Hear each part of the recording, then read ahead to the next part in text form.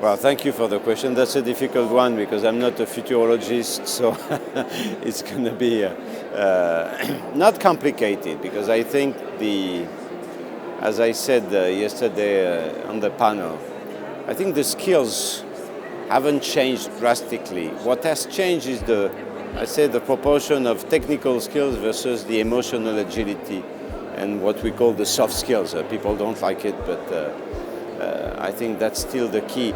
So tomorrow, whether you have AI, robots, etc., you will still need the human interaction. Because hospitality, when you go back to the roots, and the researchers, Mauss, Lévi-Strauss, and others, even Freud, have demonstrated that hospitality is a social element, is a profound element of the human nature that we need. It's a constituent of our human self. So if you ask me what we as a school or what Saudi will develop is certainly anything that relates to emotional agility, interacting with people, problem solving, emotional safety, which we often don't talk about. You go in a hotel or an event, you're a bit depressed, you've had a long journey, you want to feel reassured, you want to feel safe, not only safe as an individual, but also safe as a human being. And I think very often we focus on the technicals.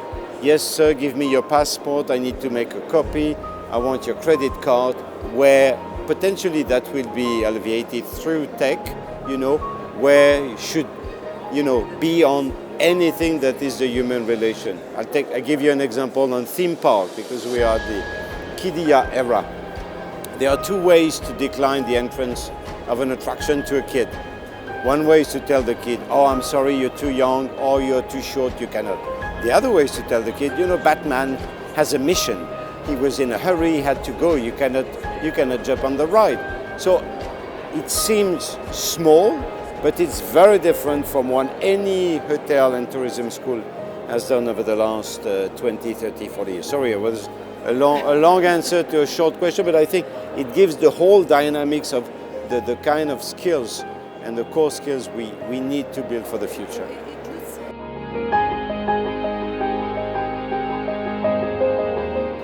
I'm not sure we are reinventing. I think we are shifting to the essentials. I was trained to put the knife on the right, the fork on the left, the spoon on the top.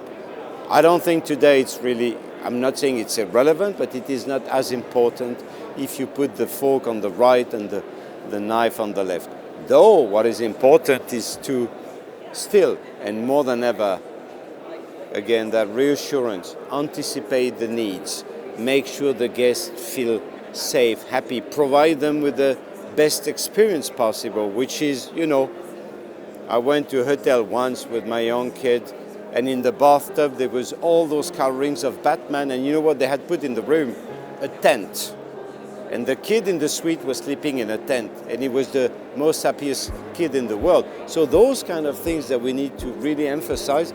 It is not taught in hotel schools, because what is easy to teach and easy to assess are the tangibles, material. What is difficult to teach and assess is the intangible, anything that relates to the heart and the soul. And I think that's the future of education tomorrow, in anything that relates to the customer journey, to the experience economy.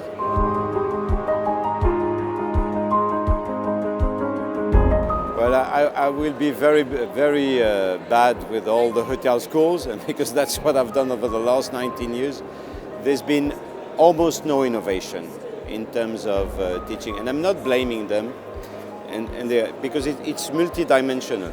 For example, when the MOOC, the massive online open courses appeared, everybody said, oh, this is the end of face-to-face, everybody's going to go online. Did not happen. COVID. Everybody said, oh, all the kids, went through online courses. They will not want to come back on campus. This is the opposite. Everybody died of coming back on campus to see the friend and to have human interactions. So I think they did not innovate, and at the same time, the face-to-face education is still, well, look at, Harvard, Cambridge, Oxford, Lausanne, Lyon, all those schools are still teaching face-to-face and meet a great success. So it's not the end of face-to-face, but still I think we need to encapsulate technology, one, because they need to know how to use it. Two, we need to use technology as an enabler, not as an end solution, and I'm not talking about robotics. And three, especially in Saudi Arabia, we need technology to deliver at speed and at scale. So when it comes to language, when it comes to immersive solutions, when it comes to scenarios, that will help enhance the job preparedness.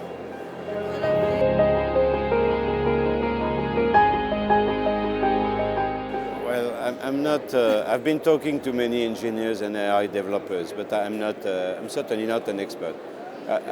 I think, one, you have AI and robotics. So if you decouple those, if you take AI, I mean, for what we're doing today, we need to teach or expect the new managers or the new workers to know how to use AI, whatever the setting, and tourism and hospitality is no exception.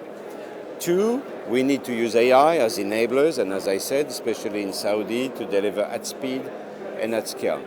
Three, I think AI can alleviate and help workers in the hotel and tourism industry to do all the technicalities, Hence, the work becomes more interesting, the work title changes, the scope changes, and you enhance the attractiveness of that industry, which we all know is an issue worldwide to get new generations into the job. If you talk about robots, that's what I told the people during the panel. I haven't seen so far robots shivering or crying, So still, it's a people business. We are talking about emotions. So tomorrow it's going to be the brain, the intelligence of the hands, and it's going to be the heart and the soul. So it's going to be a combination of everything, how to use AI, how to navigate that technological world, how to navigate robotics and what robots are going to do, but still, people will come to your hotel to feel safe, to enjoy, to have a great experience. It needs to be meaningful, it needs to have a sense, and that's what humans so far have been able to deliver.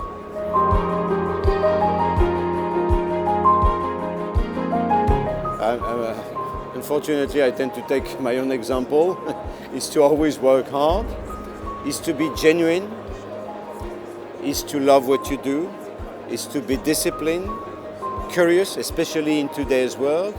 And again, never forget that, the people you have in front of you are not stupid. So they know where you're coming from.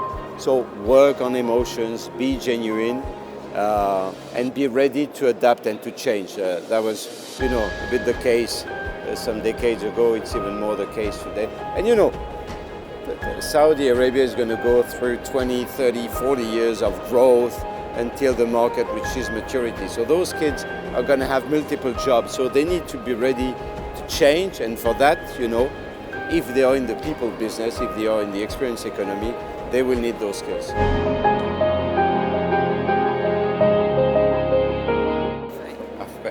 I would not recommend anything because that was an initiative from His Excellency. No, I think it's always bridging operators, and first, bridging operators and educators, okay? Because we're in the same boat, okay? We don't train for the sake of training, we train for operators to get the right people with the right set of skills to deliver, obviously, the financial return that they expect. And to get the financial returns, you need to get repeat business. To get repeat business, guests need to have, great experience. So it's an ecosystem. So I think TOURISE, as far as it is concerned, is, putting all those stakeholders around the table and bridging bringing that ecosystem together.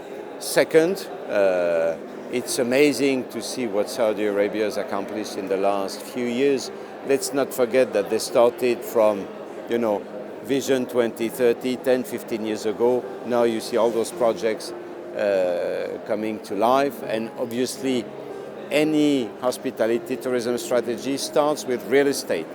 You build hotels and facilities, and then you say, oh, I need people to operate.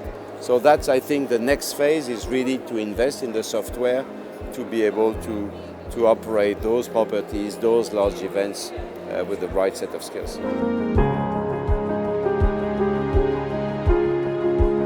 I have tons of ideas for education, but I think they are too disruptive to be implemented. No, I will tell you, I will not tell you my dream, but I will tell you what I think is the greatest barrier to being very disruptive in education. It's regulation. It's a highly regulated sector, like would be airline industry.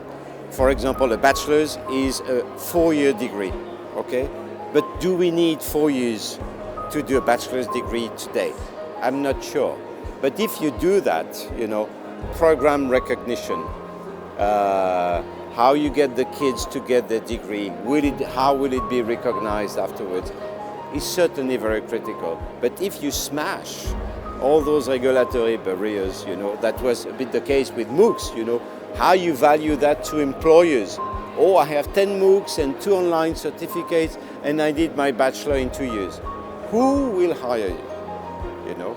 So I think that would be my dream, is to somehow eliminate some of those barriers to be really innovative in education. Thank you so much. It was my pleasure. Thank you. In my opening remarks, I asked you to have fun. Have you had fun? Thank you very much for joining us for the first edition of TOURISE, a vision 2 years ago. But we knew that the world of travel and tourism needs a conference, a summit, a gathering, a venue like TOURISE. We had more than 100 nationalities attended TOURISE, 100 countries from the 5 continents. More than 50 ministers of tourism. This is our promise to the world to connect the private sector with the public